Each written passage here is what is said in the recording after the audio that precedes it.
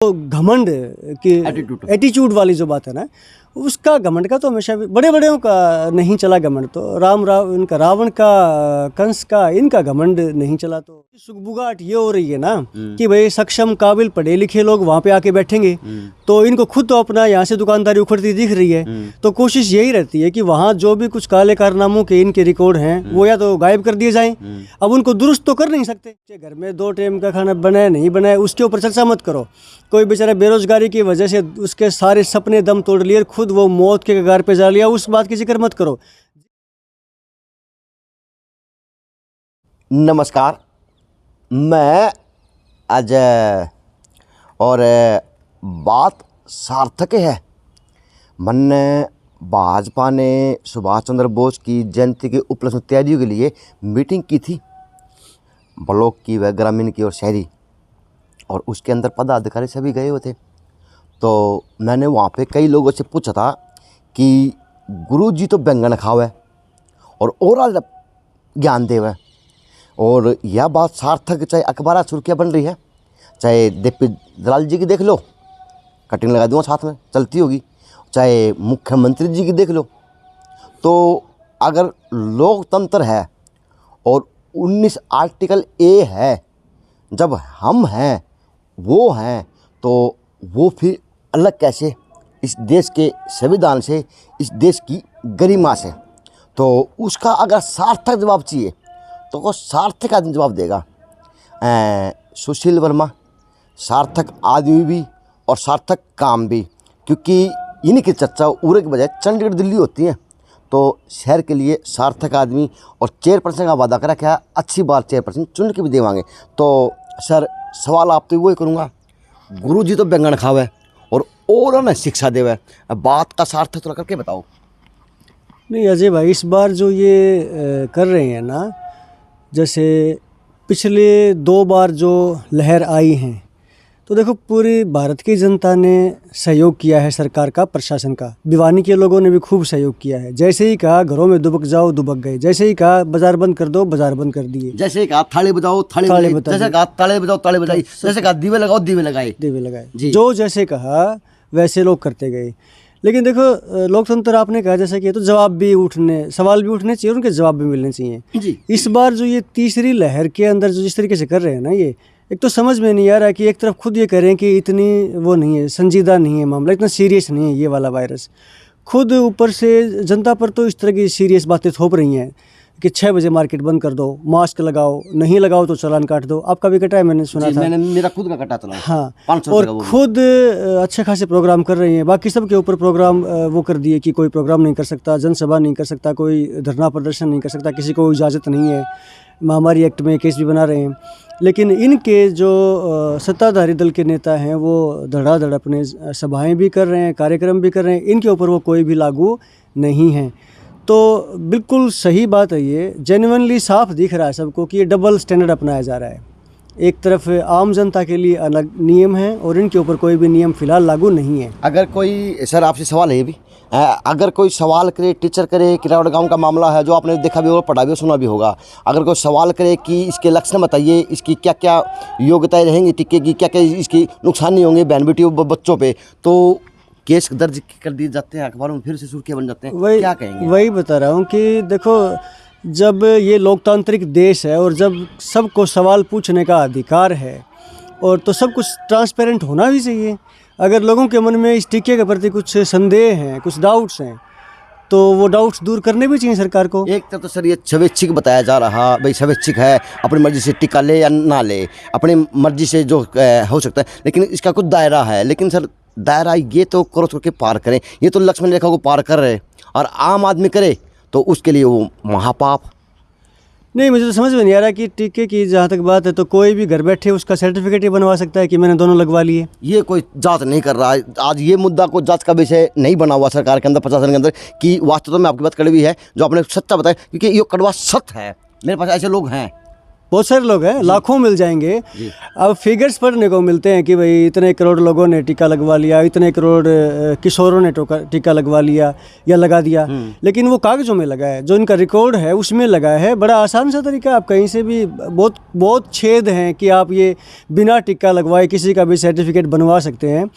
तो अब उनको सर्टिफिकेट मैंडेटरी है, ना कि वो सुरक्षित हुआ या नहीं हुआ, उसकी बॉडी सुरक्षित हुई या नहीं ये मैंडेटरी नहीं है, लेकिन वो हाथ में होना चाहिए। जैसे गाड़ियों का नहीं होता था, आप पोल्यूशन घर पे आपकी गाड़ी है, लेकिन आप किसी भी पोल्यूशन सेंटर वाले के पास जाके वो लगवा लो, धड़ाधड़ चालान कटे। 1 दिन पहले आप शोरूम से गाड़ी निकलवा के लाए हो और आपके पास वो पोल्यूशन का सर्टिफिकेट नहीं है, चालान कर देंगे। 15 साल पुरानी गाड़ी है लेकिन उसका आपने पोल्यूशन का सर्टिफिकेट बना रखा है, तो सर्टिफिकेट मायने रखता है ना कि फिजिकली जो एक्चुअल कंडीशन है वो मायने नहीं रखती। यही इन्होंने अब लोगों के साथ कर दिया कि आपके पास वो सर्टिफिकेट होना चाहिए दोनों डोज का। वो कैसे बनवाया है इसकी कोई जांच पड़ताल नहीं। अगर आप वैसे स्वस्थ हो, सब तरह से बीमारियों से दूर है, लेकिन वो सर्टिफिकेट नहीं है, तो इसका मतलब आप खुद भी खतरे में हो और दूसरों को भी खतरे में डालोगे। और चाहे ये गुरुजी बैंगन खाते रहे, ये तो इनका भी मुझे तो तसल्ली है ही नहीं कि ये खुद टीके लगवाए होंगे। उस टाइम जब ये फ़ोटो सेशन होते थे तब तो इन्होंने कुछ लगवाए थे, लेकिन सेकंड डोज के या बाकियों के कुछ भी नहीं पता। सब जब कोई भी आम लोग बनवा सकते हैं सर्टिफिकेट, और खुद ये भी आपस में चर्चाएँ करते हैं, जो बड़े लोग हैं, सो कॉल्ड वाइट कलर वाले लोग हैं, ये भी नीचे तो ये चर्चा करते हैं कि पता नहीं बेटी का है क्या, मतलब आशंका इनके मन में भी है, लेकिन पूछे किससे ही है, और पूछे कौन, ये हिम्मत कौन करे। बिल्ली के गले में घंटे बंद है कौन? हाँ, ये सोच भी नहीं सकते इतना। तो हम जैसे आम लोग तो कम से कम सवाल पूछ तो लेते हैं, किसी न किसी प्लेटफॉर्म पे गलत बात एक तरफ सुशील जी, एक तरफ तो मुख्यमंत्री जी बयान देते हैं कि कोई धरना प्रदर्शन नहीं होगा, प्रोग्राम नहीं होगा, कुछ लोगों को इकट्ठा नहीं किया जाएगा, लेकिन मुख्यमंत्री साहब के 500 लोगों से ज़्यादा गैदरिंग देखी जा सकती है। अखबारों में ये भी सुर्खियाँ बना हुआ यमुनानगर का मामला है, चाहे जेपी दलाल जी की बात कर ली जाए, चाहे आपके जो OP धनखड़ जी की बात कर, जब भिवानी आए थे सुभाष चंद्र बोस की तैयारी को लेकर, की तैयारी को लेकर, तो क्या मानते हैं कि थोड़ा बताएं विस्तार से क्या मामला हो रहा है ये? देखिए, मैंने भी अखबारों में पॉलिसी है जी, अखबारों में पढ़ा था कि 23 जनवरी को नेताजी सुभाष चंद्र बोस की जयंती मनाएंगे। तैयारियां नहीं, अच्छी बात है। देखो, जयंती मनाना, महापुरुषों को याद करना बहुत अच्छी बात है। सर, महापुरुषों को देश भूल चुका है या महापुरुष अब दिखे देश को? नहीं, देखिए, मैं तो थोड़ा सा, देखो, जो भी कहूँगा साफ साफ कहूँगा। अगर कोई अच्छा कर रहा है तो अच्छा कहूँगा, गलत कर रहा है तो गलत कहूँगा। चलो, इस बात में मान लिया कि इनकी मंशा ठीक है कि भाई महापुरुषों को फिर से याद दिलाया जाए, लोगों को, नई पीढ़ी को उनके बारे में कुछ चीज़ें नहीं पता, वो याद दिलाएं। 6 लाख लोग एक साथ नेताजी का गुणगान करेंगे, बहुत अच्छी बात है। लेकिन देखने वाली बात ये है कि वो जो भी प्रोटोकॉल, जो महामारी के संबंध में जो भी नियम हैं, क्या उसमें ये उतना पालन कर पाएंगे? जो उनकी तैयारियों के लिए जिला वाइज जाके उनके प्रदेश अध्यक्ष जो जनसभाएं कर रहे हैं, लोगों को बुला के इनविटेशन दे रहे हैं कि उस दिन यही होगा, तो उसमें उन कोई प्रोटोकॉल, उन नियमों का पालन कोई भी नहीं हो रहा, उल्लंघन हो रहा उनका धड़ाधड़।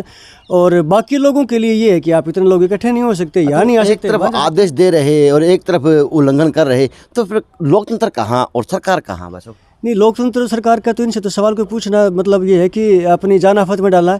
अब आपने मुख्यमंत्री जी का जिक्र किया, अभी पिछले साल के जो अपने बेरोजगारी के आंकड़े थे, 34% से ज़्यादा CMIE वालों ने, एक संस्था है, बताया था कि हरियाणा की बेरोजगारी हाईएस्ट है देश में। तो मुख्यमंत्री ने कहा था कि इनके ऊपर है ना लीगल एक्शन लेंगे। 3 दिन पहले केंद्र सरकार ने वो खुदरा जो सूचकांक होता है महंगाई का, वो जारी किया, उसमें हरियाणा को हाईएस्ट नंबर बताया। तो मैं तो कहूँ था कि भाई केंद्र सरकार के ऊपर भी मुख्यमंत्री को लीगल एक्शन लेने की सोचनी चाहिए। मतलब खुद जो कमियां हैं वो दुरुस्त करने के बजाय कोई कमियां क्यों बता रहा है, इस पे ज़्यादा ध्यान दिया जाता है। लगता कि सरकार बेरोजगारी बोलकर रोजगार बोल के आज महापुरुषों को याद करने में लगी हुई। नहीं, महापुरुषों को याद करना अच्छी बात है, लेकिन साथ साथ जो जमीन से जुड़ी समस्याएं हैं, चाहे बेरोजगारी की हो चाहे महंगाई की हो, सरकार तो फिर बिजी है ना सब। हाँ, सरकार तो बिजी होगी ना, फिर एक किस्म से लोगों को जागरूक करिए महापुरुषों के प्रति, तो वो ध्यान कहाँ जाएगा? वो डाइवर्ट करने की चीज़ें हैं। महापुरुषों को तो हम जैसे लोग, आप जैसे लोग तो उठते बैठते दिन रात गुणगान करते हैं, याद करते भी हैं, लेकिन ये क्या है कि इस तरह की चीज़ों में वो कहते हैं ना कि आर्टिफिशियल एक ऐसा ओरा और एक ऐसा वातावरण बना के रखो कि ज़मीन से जुड़ी चीज़ें लोगों को नज़र ना आए, और नज़र आए तो उनके ऊपर चर्चा नहीं करें। मतलब हवा ही रहे, सब कुछ हवा में ही सारी बातें होते रहे, और ऊपर ये लोग कहते हैं कि बड़ी बातें करो, छोटे जिक्र मत करो। एक आदमी तंग है, उसके घर में 2 टाइम का खाना बनाए नहीं बनाए, उसके ऊपर चर्चा मत करो। कोई बेचारा बेरोजगारी की वजह से उसके सारे सपने दम तोड़ लिए, खुद वो मौत के कगार पे जा लिया, उस बात की जिक्र मत करो। जिक्र करो तो बड़ी बड़ी भारी भरकम बात करो, और उन भारी भरकम बातों में ये उलझाए रखना चाहते हैं, जमीन से जुड़ी समस्याएं तक तो पहुंचती हैं। ये सिस्टम चलता रहेगा, गुरुजी बैंगन खाते रहेंगे और औरों को ज्ञान शिक्षा देते रहेंगे। अभी तक तो ऐसा ही लग रहा है, लेकिन देखो इसमें ना, अगर हम इनसे उम्मीद करें कि ये अपना रवैया सुधारेंगे, तो अकेले एक दल की बात नहीं है। जो भी अपने देश का पॉलिटिकल एस्टैब्लिशमेंट है, लगभग सारे लोग, मैं सारों को कहता हूँ कि एक किसी को दोष दें और दूसरों को हम क्लीन चिट दें, ऐसा भी नहीं है।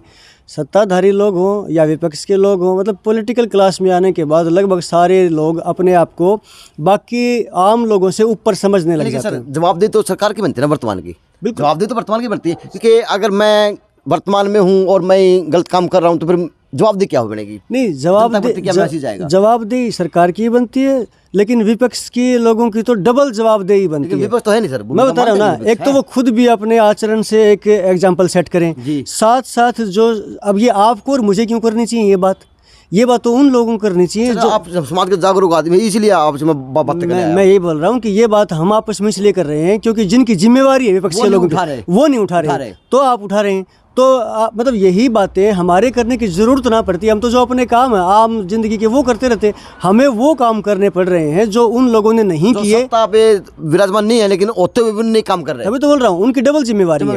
एक तो खुद अपने आचरण से वो बाकी दुनिया के सामने एग्जाम्पल सेट करें कि देखो भाई ये बेशक खराब करे लेकिन हम तो ठीक चल रहे हैं, और जब वो गलत करें तो उनके ऊपर अब वो सवाल इसलिए नहीं उठा पाते, वो खुद उनसे ज़्यादा नंगे हैं। यानी चोर चोर मुशेरा भाई, बिल्कुल बिल्कुल सिस्टम ऐसा बैठ रखा है। और आप देख लेना, आप कहो थे ना कि कब तक ऐसे चलेगा, लोग जागेंगे, आप जैसे लोग जगाने पे लगे हुए हैं, दूसरे लोग जगाने पे लगे हुए हैं, लोग जागेंगे, और जब लोग इन सब को एक तरफ और खुद को एक तरफ मानने लग जाएंगे ना, क्या डिवीजन कर रखी है सत्ताधारी पार्टी या विपक्ष के लोगों, एक लोगों के मन में ना इतना अलग से कर दिया, टैग लगा दिए, तुम भक्त हो, तुम चमचे हो, तुम ये हो, तुम वो हो, आपस में सगे भाई हैं। अच्छा फिर सर जाति वर्ग के आधार पर भी अब समाज को कहने की बांटा जा रहा है। आपने नोट किया तो, चाहे हिंदू मुस्लिम का झगड़ा हो, चाहे क्रिसमस डे की बात हो, विरोध करने आ जाते हैं। तो लगता है कि सरकार का काम वास्तव में होता क्या है और कौन के लग रहा है? देखो, जब हर काम पे वोट की नज़र रहेगी, हर एक्टिविटी वोट के लिहाज से, हर प्रोग्राम के क्रियान्वयन में ये सोचा जाएगा कि इससे वोट कितने आएंगे और वोट कितने कटेंगे, तो वो रहेगा। जब वोट का दिमाग में चिंता छोड़ के और जब देश के, धर्म के, समाज के लोगों के विकास की बात करेंगे, ये चिंता छोड़ के कि भाई इससे वोट आए तो आए, ना आए तो ना आए, लेकिन हम तो ये काम करेंगे, बात विकास की करेंगे। हुए हैं ना पुराने टाइम में नेताजी ऐसे जिस नेताजी को ये याद कर रहे हैं, उन्होंने कभी सोचा था कि मैं ये करूँगा तो मुझे ये होगा, वो ये करें? उन्होंने दिमाग में एक लक्ष्य था। शास्त्री जी के नेता थे जो लोगों से देश की अपील की थी कि एक दिन आप खाना छोड़ दे, व्रत करें, तो पूरे देश ने व्रत भी करना शुरू किया था। वो नेता थे सर, वो नेता थे। अब ये करते तो आचरण उनका है कि मतलब दिखावे में तो ये कहते हैं कि हम उनको फॉलो कर रहे हैं, लेकिन एक्चुअल में तो उनके कोसों दूर भी नहीं है। अच्छा सर, एक अहम सवाल हो, शहर के लिए सवाल लेता हूँ आपसे। आजकल नगर परिषद के भी रजिस्टर खोजे हैं क्या? नहीं, मैं तो मेरे ख्याल से तो मुझे लगता है खोए होंगे, खोए गए हैं वो, उसमें कुछ था ऐसा। अब आप वो पेपरों में रोज़ पढ़ लो, कोई मंदिरों की प्रॉपर्टी, ज़मीन की रजिस्ट्री किसी और के नाम कर दी, गोशान चौक का एक मामला था, कुछ और रोज़ रोज़ नए खुलासे हो रहे हैं, और अभी तो होंगे।